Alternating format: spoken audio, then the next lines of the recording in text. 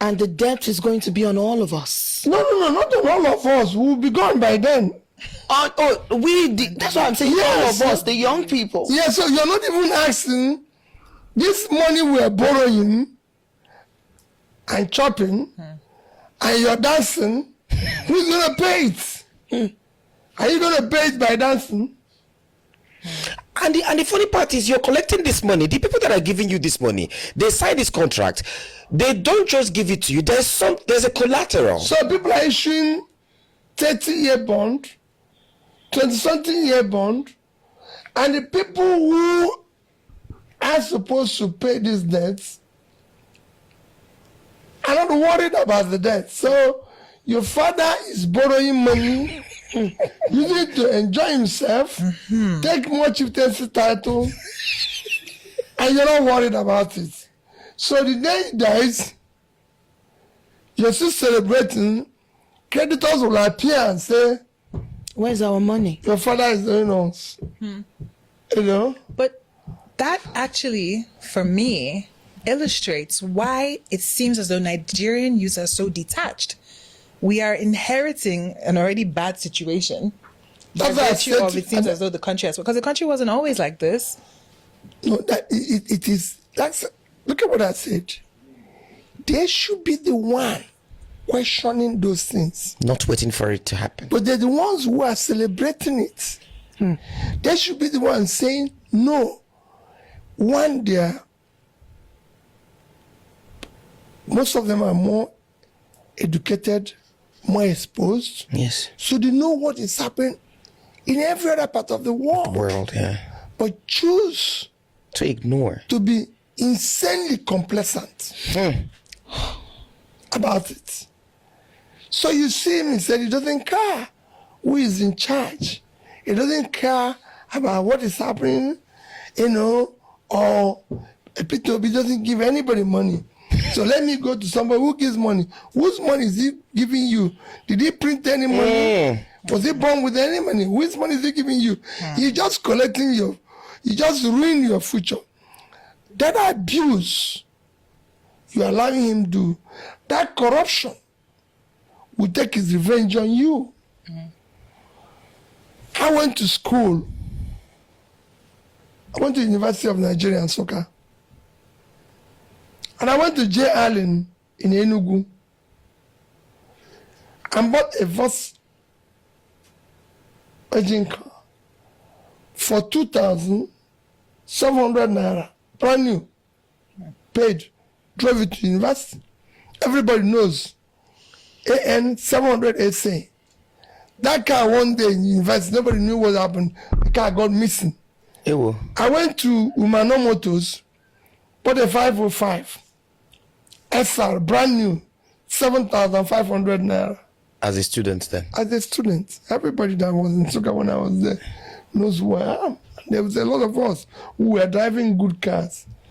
Chris Okotie, Emeka Nwobodo, Emeka Nwanko, by Honda Prelude. By the time I was in my final year, you can buy BMW at 12,000 naira.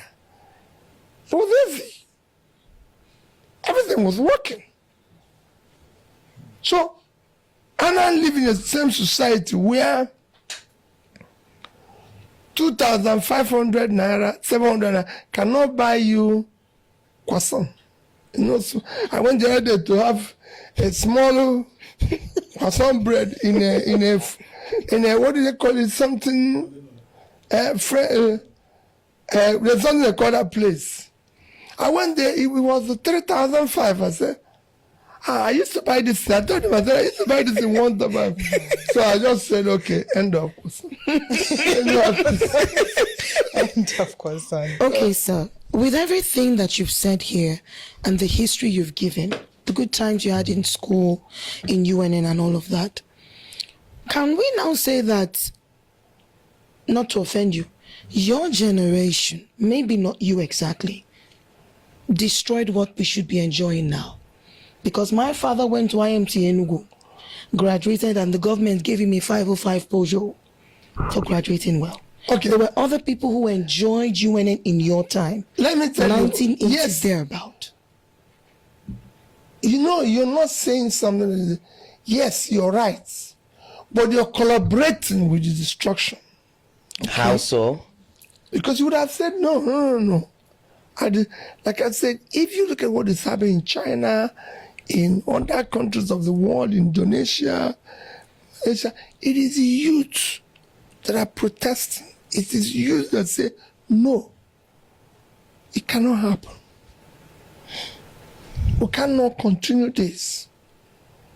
That is not the life, because we want the future. How do you have a country that have the highest number of poor people living in any nation, and yet they accept everything thrown on them?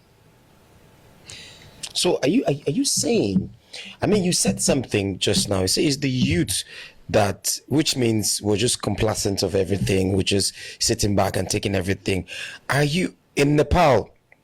Not too long, the youth stood up one day and said they were tired. Yeah. No, not just doing Nepal way. When there's election, they can get up and vote and insist that their vote must count. How do you whatever we have, whatever that can make us a great nation, God gave it to us free. Whatever that can make a country great, he said his father went to IMT. IMT was one of the great schools set several years ago. The greatest school in India today is Bombay Institute of Technology. It's produced billionaires in India. That institution was set up by, call it colonial masters of British. About the same time they set up Yaba College of Technology. Yaba Tech. And so was other college of technologies, said IMT, all this. We are there today. I told somebody just this morning, I said that the biggest vaccine production facility in the world today is in India. That was set up almost 20 years after Nigerian vaccine facility was set up in Yaba. That's where they produce the vaccines they used to fight smallpox, chickenpox, everything. All that, yeah. Produced in Nigeria, even exported to other countries. Somewhere along the line, somebody decided, oh, we need to overhaul the machines. Imported new machines. They never installed it. They are still in cases for over 30 years.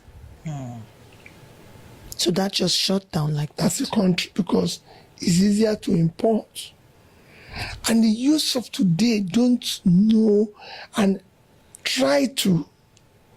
If I call them to a meeting and say, let's discuss, they want it to be in a posh restaurant. If I call them and say, let's do this, they do. I've been showing somebody an example because I'm going to give it to you to read.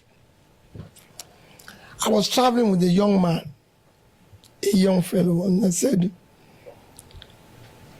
we arrived at a particular airport, and I said to him, oh, we're going to go into the lounge, the business class lounge. I was in business class. And there was a fantastic restaurant outside, not in the lounge, outside the lounge, with fantastic food. And I said, oh, this will have nice food, fantastic. He said, let's go and sit down and eat there. And I said, it's going to cost us. They actually say $100, €100 per person, and you eat whatever you like. And I said, but in the line, the food is free, so obviously, why are we going to eat this one? He said, no, the food in the lounge is not okay and everything. But I said, but it's free. So we should. He said, no. I said, let me tell you, that $100 or €100, if you take it to your village, it will change people. But what if he just wants to spoil himself? I said, no. We argued. I said, Yes, I know a motherless baby, so I know people in your village who needs that money. So after an argument, reluctantly, he followed me to the lounge. Yeah.